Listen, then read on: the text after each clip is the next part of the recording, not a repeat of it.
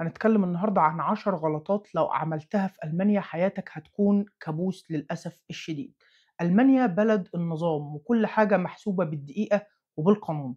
لو أنت جاي جديد ومش فاهم إيه اللي ما ينفعش تعمله هتلاقي نفسك واقع في مشاكل من أول أسبوع. في الفيديو ده هحكي لك عن 10 حاجات لو عملتها في ألمانيا هتتعب وهتحكي عن التجربة دي طول عمرك. ركز معايا لأن الفيديو هيكون طويل شوية وهحكي لك خلاصة التجربة بتاعتي وبتاعت ناس كتير جدا. أول حاجة اوعى تطنش تسجيل العنوان الأنميلدونج اللي هو أول ما تيجي البلد. أول صدمة لأي حد لسه واصل لازم تسجل عنوانك في البلدية خلال أسابيع قليلة. ليه مهم؟ عشان من غيره مش هتفتح حساب بنك ولا هتعمل عقد موبايل ولا حتى هتسجل في التأمين الصحي. تخيل إن كل حاجة في حياتك مرتبطة بورقة واحدة، واللي بيتأخر بيتعرض لغرامة ومشاكل قانونية. يعني من أول ما تستقر في شقة أو حتى غرفة مؤقتة، أول مشوارك هو البلدية والغاط هاوس. وتاني نقطة مهمة معانا، ما تستهترش أبدا بالبيروقراطية والورق في ألمانيا. كل حاجة ليها ورق رسمي. عايز عقد إنترنت ورق، عايز تشتري عربية ورق، عايز دعم حكومي ورق ورق ورق ورق. ولو ضيعت ورقة أو تجاهلتها ممكن يقعدوك شهور في دوامة. نصيحة: اعمل فايل مخصوص تحط فيه كل المستندات، وأول ما يوصلك خطاب بالبريد افتحه فورا، وما تأجلش حاجة جايلك بالبريد نهائي حتى لو أنت بتحسبها مش مهمة.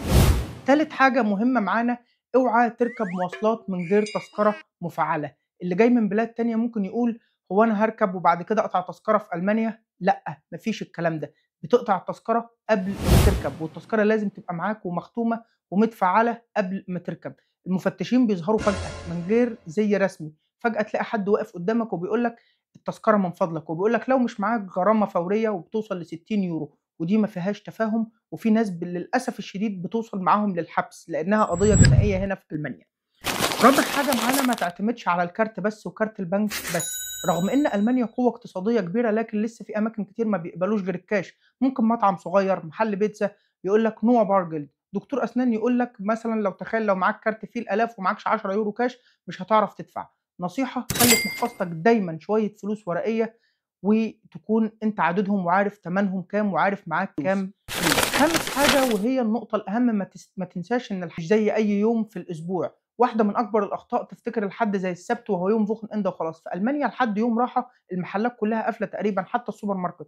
لازم تخطط إن أنت تجيب نفسك وتجيب حاجتك كلها يوم السبت أو أي يوم. اعمل شوبنج كبير يكفي الأسبوع كله، وابعد عن يوم الحد لأن ألمانيا كلها قافلة يوم الحد تماما. حتى الشوارع بتكون فاضية من البني آدمين. سادس حاجة: اوعى تتجاهل اللغة الألمانية. ممكن أولها تمشي بالإنجليزي لكن الحقيقة من غير ألماني هتفضل بره اللعبة. الشغل، الإجراءات الرسمية، الجيران، كله ألماني. حتى لو معاك شهادة عالية الشركات الكبيرة عايزة ناس بتتكلم، ومش لازم تتكلم بطلاقة من أول يوم، بس تبذل مجهود. كل كلمة هتتعلمها هي باب جديد بيتفتح ليك بالذات في ألمانيا.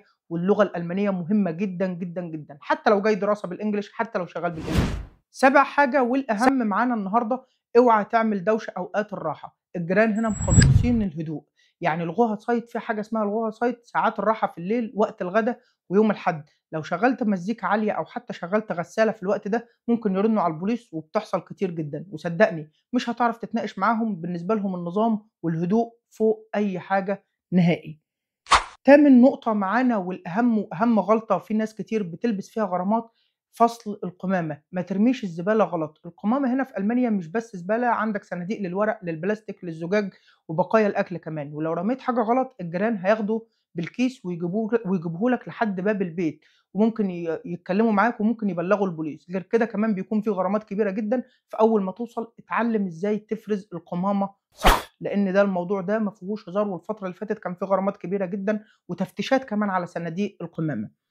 تاسع حاجة: ما تتوقعش مجاملات وسمول توك كتير، لأن في ثقافات تانية الناس بتقول كلام لطيف حتى لو مش قاصدة إن هي تبقى عزومة مراكبية. في ألمانيا لأ، الكلام مباشر وصريح جدًا. يعني لو طبخت أكل مش حلو ممكن حد يقول لك مش عاجبني من غير لف ودوران. الموضوع ممكن يصدم في الأول لكن هتكتشف إن الصراحة دي بتريح على المدى الطويل. برضه نفس الكلام لو طلبت من حد مساعدة وهو مش عايز مساعدك هيقول لك Nein ich habe keine Zeit، ما عنديش وقت إن أنا أساعدك. ودي في ثقافتهم عادي جدًا. عاشر نقطة معانا: ما تستهونش بالجمعيات والدعم المجتمعي. في مئات الجروبات والمنظمات اللي بتساعد الأجانب، من أول مترجمين متطوعين لحد محامين ممكن يدوا استشارات ببلاش. مش كتير.